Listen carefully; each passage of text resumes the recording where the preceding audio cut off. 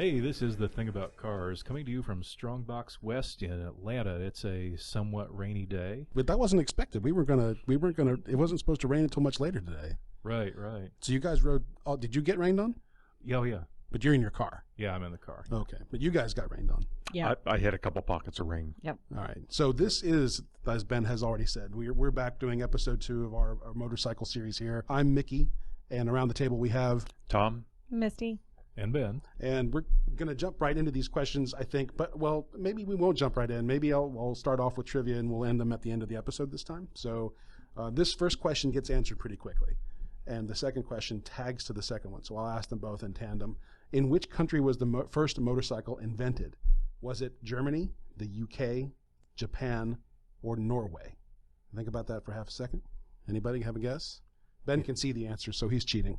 Actually, I can't read it from here, but I have a pretty good guess. You have a pretty good guess? Yeah. Tom, you want to take a guess? Yeah, give me the 4 again. Sure. In which country was the first motorcycle invented? Germany, the UK, Japan, or Norway? And this, I think, is making the assumption gas-powered, petrol-powered. Petrol-powered. Yeah. I'm not sure, but I'm going to guess England. You're going to guess The England? UK. That's an interesting guess. Misty? Germany. Germany? Germany. Germany is the correct answer. All right.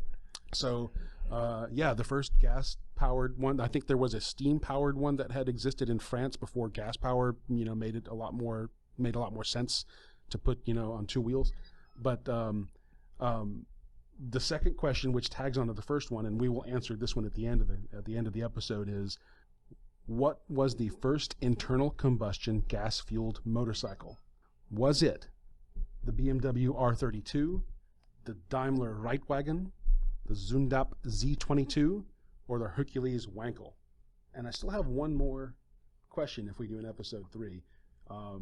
In fact, let's just ask it, and if we need to push it to episode 3, I'll do the edit and we'll move it to that episode. So this last question is, what was the first production motorcycle in the U.S.? Was it an Indian single made by the Indian Motorcycle Manufacturing Company? Was it a 1901 Harley-Davidson, which had no model name? Was it the Orient Aster made by a company called Metz? Or was it the Cleveland, which had a 221cc engine? And I'm thinking the company was Cleveland. But that's what I've got. Save that answer. Don't answer yet. Let's go to Eric's questions. Eric's had 3 questions that we mentioned in the last episode. The first one was, what are your thoughts on Harley-Davidson? With their core buyers aging out, what can they do, if anything, to get younger buyers? What do you guys think? Is Harley-Davidson aging out? Is that true? I don't think so. I mean, Well, they make a nice T-shirt. Yes, they do. It's yeah. No, it's a style of bike that I don't ride as to, but they're starting to do things. Yeah, I think they make the same style of bike that they've made for 30 years. Not a bad thing. That's what the people want, and it's a wonderful bike. They make a ton of them. The largest manufacturer in the U.S. They're starting to get though some other bikes in their pipeline. They just released their Livewire, the first mass production electric bike other than Zero Company that makes an electric, and Energica from Italy. But that's a big direction. They do have a small roadster type bike that's in the works for the next year or two, and an adventure style bike similar to the GS that Ben and I ride. So they're branching out, or at least trying to. Sounds like they're experimenting. Yeah, I think the electric, if they can get the price point on the electric, good, because right now it's looking like it's going to be about $30,000. But if they can get the price point on the electric in more manageable territory, then I think that's got some real potential. But as far as the old traditional, Born to be Wild style, I mean, yeah, the sales have been a little weak on that lately. Well, I mean, the Born to be Wild culture itself is certainly getting older, right? The younger generation doesn't have any of those cultural pinnings that defined that era. Right. Now we're defined by something else. It's not Steppenwolf. It's not, Well, and they're a premium brand. So industry-wide, year over year for the last 2 years, they have decreased their U.S. sales.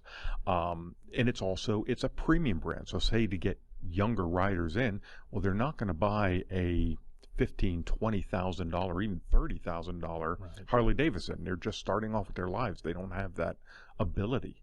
There's also so much saturation in that market segment that even the used ones aren't selling very well. In fact, I have a friend who wound up taking a 2008 Harley in a trade for an old Mustang, of all things. And he really felt like a sucker because he couldn't give that Harley away. He eventually sold it to a guy in Germany. Wow. But the market for that cruiser style, as it's often known, is just so saturated in the United States that there's more supply than demand right now. Right. But Germans will buy your used Harleys because even used ones over there are ridiculously expensive. Well, and to Eric's question, what can Harley do to get younger buyers? I think Tom sort of nailed it. You know, if you're talking about a premium motorcycle company, you need to have an entry level for younger drivers that's get kind into. of one of BMW's problems too. I've been on the board of directors of the BMW Motorcycle Owners of America. It's been a few years, but I served in the club's top leadership, and we were saying, well, the club seems to be aging. You know, the average age of the member at the time was 53 or something, and it's older now. And I said, well, how do we get younger members? And somebody said, well, BMW needs to make a bike that younger people can, one, afford, and two, desire. Right. And they're starting to now, but for a while they weren't. Misty, you've been quiet throughout the whole thing. You don't have an interest in Harleys or... I mean, my husband owns one, so Yeah. I mean, I'm forced to kind of like it. Yeah. But I think it stems in also, is it Eric who had the second question about, you know, why do we not see millennials riding them? And I think that's, I'm a mom of a 21-year-old turning 22 this month, and he asks me all the time, I want a bike, I want a bike, I want a bike. And I'm like, first of all, I'm not in Atlanta traffic. You've been driving for what, 5, 6, maybe years, maybe. I'm not going to spend $20,000-$30,000 on a bike and crotch rockets, forget it. And then what, to have your brain splattered all over the cement because people around here don't pay attention. So as a parent, I ixnay that. You know, it's like, no way, I'm not letting you buy a bike. And he doesn't even live in my household. So wait a minute. So I'm like Ben's mom. Right. But okay, so I got to say this. Forgive me. Isn't that a kind of hypocritical? You ride avidly and you don't want your son to do it. Completely, because when it comes out of his mouth is, well, you and Dad ride, and what comes with riding is also learning how other people drive on the road. So I've been driving for, I'm not going to say my age, but for quite a while, and I know what other drivers do. So defensive driving wise, I know what to expect. You have a brand new driver on the road, let alone a boy, kid. He's just thinking about where I got to go, what am I doing? He's not looking ahead to see what's going to happen. Being smart enough to be able to say, I know that guy's going to come over on me. I can see it because he's not stopping. They don't think about that. So for me as a parent, you know, I look at that and go, well, there's $30,000 down the drain. And, you know, that's not So- my son's, you know, welfare. It's just, Your decision is based on your knowing your son, not necessarily Yeah, well- the bike, right? I mean, I don't want to say bad things about your child, but I mean, he's a pretty responsible driver. Mhm. It's just the general population, like we talked in the last episode, they're, especially in Atlanta, they're going and working while they're driving, and they're on their phones, or like Tom said, eating a cheeseburger, or, I mean, I've even seen cheeseburger. people read books, Mhm. or I'm like, is that person yeah. really reading a book right now while they're driving in 85 traffic? Like, seriously, is this happening? Right. And so they're just, the reality is they don't pay attention. And so, you know, as a younger driver, without the experience. having Yeah. them putting on a bike, which is already dangerous, I kind of feel, But at least he has an interest. huge. I'm at the opposite end. So my son's also a millennial. He's at 25, has absolutely zero interest in motorcycles whatsoever. He's a road bicycle, but has no interest in motorcycles. As he was growing up, I've offered to take him on rides, but that wasn't the cool thing to ride on the back with your father, or even, teach him, but zero interest, and probably never will. Ben, you've been chomping at the bit for a while here. Oh, sorry. Well, that's okay if not everybody does. It really isn't for everybody, but just some quick thoughts. I saw a really funny Facebook meme a while back that shows a little toddler, kind of messing with one of those little tiny little pocket bikes, and the caption said, "Get them interested in motorcycles. They'll never have money for drugs." Right. But then another one is, with some of the generations coming up now, I don't think they've got the spare cash to get into it. Even if they buy a used bike, for peanuts, there's still the gear, the training, there's the maintenance, the insurance is horrendous, especially for young folks. Yeah. It's not cheap to ride, and I hear all these stories about the generations coming up now who are very short on disposable income. Which makes me have to ask, Atlanta has, for lack of a better description, a street gang of people who are riding dirt bikes and ATVs throughout the streets and just creating havoc for the rest of us that just want to live here. Are those guys not insured? Are those guys? Probably not. Yeah. Probably not. Yeah. It is. I know. So I do ride with some younger folks, and yeah, their insurance is through the roof at times. It's based though on the type of bike you're riding and the size of it. So that goes in line with it. But it's not outlandish for 20-year-olds to ride. I mean, yes, there are entry-level bikes, both new and the used market is tremendous for them. But, outside of the bike, you have to factor in a budget for proper gear.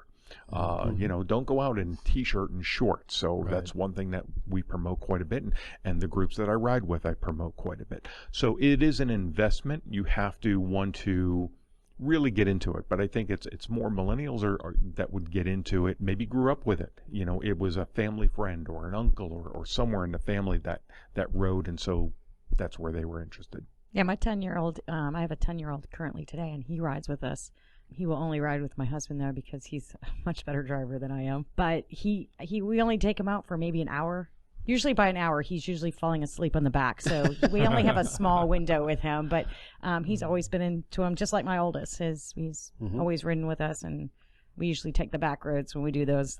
Mama's on the far right hand, just making sure everybody stays away. Right. Oh, insurance. So, all right, you're looking at an industry of people who make and sell motorcycles, and they obviously want to see more people on their bikes, right, on their motorcycles. On the other hand, you have a completely separate industry which seems sort of at odds with that. It's just the insurance industry. It's like the cost of getting the insurance you need to, be proper on your bike is cost prohibitive. Then doesn't that kill the ability for young folks to get into riding? And I may not be asking the right question here. Help me out here. But doesn't insurance seem? I mean, on the one hand, you need it. On the other hand, if you can't afford it, then how then do younger drivers get to ride? And should we take the insurance industry to task and say, stop being so greedy or something like that? I don't know. I really don't think it's any different than car insurance. If you are trying to insure your car and you're an under 25 driver, you're going to pay premium rates well above.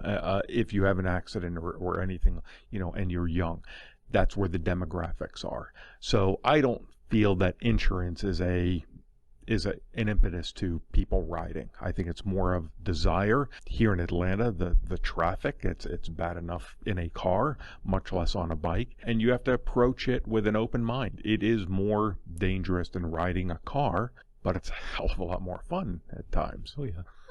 And if you take those safety courses, a lot of insurance companies will give you a discount. Okay. Yeah, I guess that does make sense. It's not a gigantic discount, Right. but every little bit helps. I admit it. I have a knee-jerk reaction when it comes to talking about insurance companies. I have this weird notion that they should not be profit-making entities, but that's a discussion for another day. And I don't mean to say, that it should be a socialistic enterprise or something like that. I still think, anyway, like I said, that's a discussion for another day. Right. I'll just shut up. I wanted to ask you guys about prejudice in the world of riding, because my friend Jay, he rides a Yamaha, I believe, and his wife drives a Can-Am, and he says that people won't talk to her, but they will talk to him, or that the two-wheel people don't talk to the three-wheel people, and even then, Harley riders seem to be more snobby than the non-Harley riders. Is any of this true? And if it is true, how bad is it? Well, I think it varies, from person to person and place to place. But in general, I don't think it's that bad overall. I ride with someone who rides a Can-Am. He goes everywhere and as fast or as on any of the roads that we do on two wheels bike. His choice. Do we treat him any different? Absolutely not. Do I know other riders and other groups that, well, that's not a motorcycle, so I don't give it the respect. I ride a scooter. I understand. When I'm on my scooter, I don't get that respect either.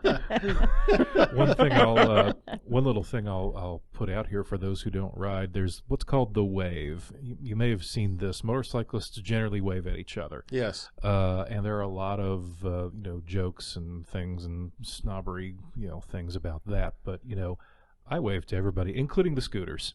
Thank you. So yeah. I wave to everybody too. Yeah. I think the majority of most people don't have prejudice about it. Yeah. Those motorcycles, and I call them motorcycles, even though they have 3 wheels, they've helped more people that can't get on 2 wheels, people with handicap legs that are missing and that still want to ride, and they allow for the like of riding motorcycles for them to be involved in it still. So to me, if it gets them on the road, it can't be a bad thing. Yeah, and they get the 2-hand wave, And there's just so many versions of 3 wheels. You can do the 2 in front on the Can-Am. You can do the 2 in the rear trike style, and then there's sidecars. Well, okay, so right, sidecars being one other thing. What is that I'm seeing on the road? A slingshot? That's a car. That's a car. That's a car. Yeah. Yeah. You got a steering wheel, you got pedals, Yeah. you got a hand shifter. No, Right. there is nothing that there's now a new classification called an auto cycle, but there is nothing that has motorcycle in it. Right. Yeah. I think to me the slingshot has more in common with a Reliant Robin than it does with a Harley. Yeah, I think you're right. A 3-wheeled car for sure. Okay, so I know that, and I'm sure that the prejudice thing happens more in groups than it does between individuals. So, but well, and there's a lot of kind of humor and good-natured ribbing there too. Like if you go on the internet, you can find some great humor. Like these top 10 lists I've seen in a lot of forums. Top 10 reasons why BMW riders don't wave back, or why Goldwing riders don't wave back, and they're hilarious to read. They've all got little grains of truth in them, but they're just fun. They're not trying to insult anybody seriously. Well, this will tell you how far removed I am. I didn't know that Goldwing was still a thing.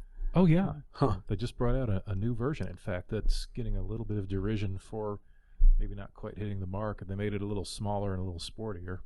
Yeah, I did not know.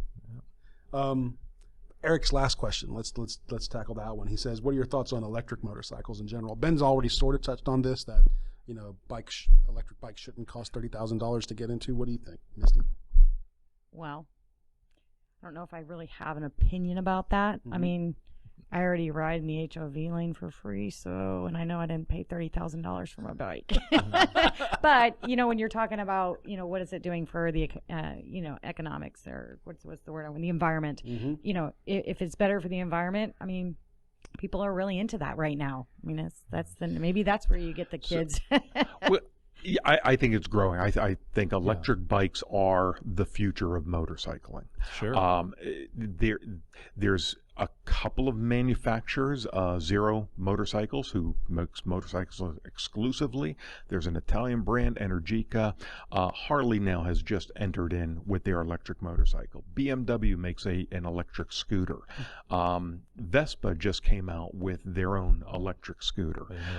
So I'm an electric fan. I drove an electric car for 5 years, so I understand the piece of it. The infrastructure has not caught up with the technology yet. That's the main deterrent, is everybody's focused on the range of the bike. You can't get around it. It's finite. It's about 100 or so miles is where all the technologies are these days. Right.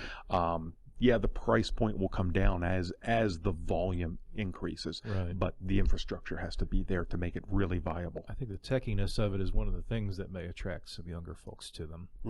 But the range thing, I mean, you've only got so much space and weight capacity to work with on a motorcycle for batteries.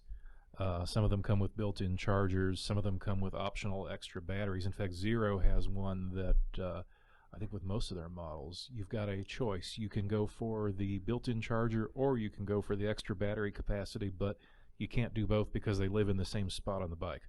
Yeah, and that's their one downfall. The one great thing that Harley did was, on their live wire bike, they put in a level 3 charger on the bike. Oh, yeah. So a DC fast charge. So that means they can go into a participating Harley dealership with that has a DC fast charge and recharge the bike from near zero to full in about 20 minutes. Yeah. I haven't seen one that's been loud yet. Have you guys seen one? I mean, the whole point of owning a Harley is like, roar, you know, you get that. It's like you hear this.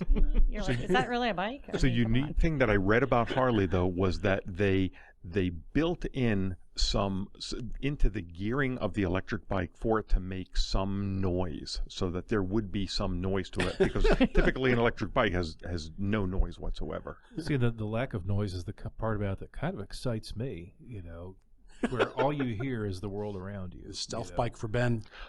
Or it's But how on your safe phone is that that? you can make it have any noise that you want. You know, Right, imagine that right. your electric bike, bring it up, it's a TIE fighter. So I want to make that noise as I'm going down the road. But Misty's right. How safe is How that? safe is that? I mean, one of the things that I like that my bike is loud is the fact that it kind of maybe if somebody doesn't have their radio station, you know, blaring is okay. I hear one. Where is it? Right? You got no sound. That's just opens up maybe. That's a whole other conversation on loud pipe save lives, and not in that camp, but I'm not either. No, I don't see that as a problem. I've never seen anybody react to the noise. Stealth fighters and stealth planes carry a transponder so they can be found. You know, if you're riding a now very quiet stealth bike, doesn't it make some sense to have an audible warning somehow? Well, cars are so sound deadened these days too. You know that's just not the right approach. Visibility probably helps you a little more. Okay. Well, when I owned the electric car, it did beep when we went in reverse, so Right. you know, we wouldn't run over people. Okay, very cool. All right. So our trivia question, our first trivia question was, in which country was the first motorcycle invented? And the answer was Germany. That is correct. The second half of that question is, what was the first internal combustion gas-fueled motorcycle? Obviously made by a German company. So the 4 German bikes we have listed here, very old bikes, are the BMW R32, the Daimler Reitwagen, the Zundap Z22, or the Hercules Wankel, which actually, no, I'm not going to say anything about the Wankel. Anyway, what do you guys think is the I just love the name of the Zundap 22. Zundap 22? I'm gonna have to go with Tom. With that. Yep, Ben? I think it was a Daimler. It was, in fact, the Daimler. Hmm. Ben's 2 for 2 on this particular question. So other two-wheel motorcycles did precede it, but the Reitwagen, which translates to riding car, is widely recognized as the first petrol internal combustion engine motorcycle made by the German inventors Gottlieb Daimler and Wilhelm Maybach in a city called Bad Cannstatt. I think I'm pronouncing that correctly. I hope Sounds about right. our friend Matt can probably do that better than I can. You mean God? Right. So, And it was really kind of primitive as motorcycles go. I've seen a replica of it in a museum in Germany. It had a wooden frame and iron wheels. It didn't even lean into turns. It had little training wheels. yeah, exactly. That's what they say. So it was made in 1885. So 1885 is it's quite a long time ago. And it's too bad we're not on TV, because I actually have the BMW R32 on my shirt. It was BMW's first bike, which came out in 1923. Okay. Well before they started making cars. Yes. Anyway, to wrap this up, Daimler is often referred to as the father of the motorcycle for this invention. The Hercules Wankel, on the other hand, I had a little bit of trivia about that particular bike, did in fact have a single rotor air-cooled 294cc rotary engine. It only produced about 25 to 27 horsepower depending on the model year. And that I just think is kind of... It wasn't the only one with that engine either. Really? No, yeah, there was in the 70s, there was the Suzuki RE5, which was a commercial failure but is highly collectible today. And there was also a rotary engine Norton in the 70s. I saw a picture of it. I mean, it's vastly different than any of the other piston-driven engines, right? It's just... Yeah, well, like I haven't seen that one, but the Suzuki and the Norton, you know, the engine just kind of looks like a big metallic cylinder with, you know, air intake fins on the front. Yeah. But the rest of the bike looks pretty conventional. The information I said that for the 1974 and 75 models. I don't know why they were doing this. I guess Hercules Wankel isn't really that old. It said engine lubrication was was done by manually adding oil to the fuel tank, like a two-cycle. Like a two-stroke. Yeah. Wow. But from 1975 on, there was a separate oil tank with a pump. So anyway, that's our trivia moment for the day. Right. Tom, if people want to find out how to take the course, where do they find it? Head to msf-usa.org. How much does it cost? It's about $250 for the weekend, the BRC Basic Rider course. Okay. Not a bad way to just get everything you need to know in one go. It's a great way to start your motorcycle career. And speaking of what it costs, a little plug I'll put out here: the BMW Club has a foundation that can actually give scholarships that will defray some of this cost. I think it's only available to club members right now, but up to $250 a year of training expenses can be reimbursed through these scholarships. My serious question for you is, can they sponsor the thing about cars? That would be nice. I actually know some of the guys on their board. I can ask. If they'll sponsor these 3 episodes, I mean, hey, that'll be great. Misty, any parting words of advice? Just have fun, be safe. Yeah, have fun, be safe out there. All right, cool. Thank you for joining us. I'm going to let Ben take us out. Well, this has been The Thing About Motorcycles, which is usually The Thing About Cars. Coming to you from Strongbox, West in Atlanta. And everybody, be safe out there. See ya. Thank you for listening. This has been The Thing About Cars. We'll see you on the road.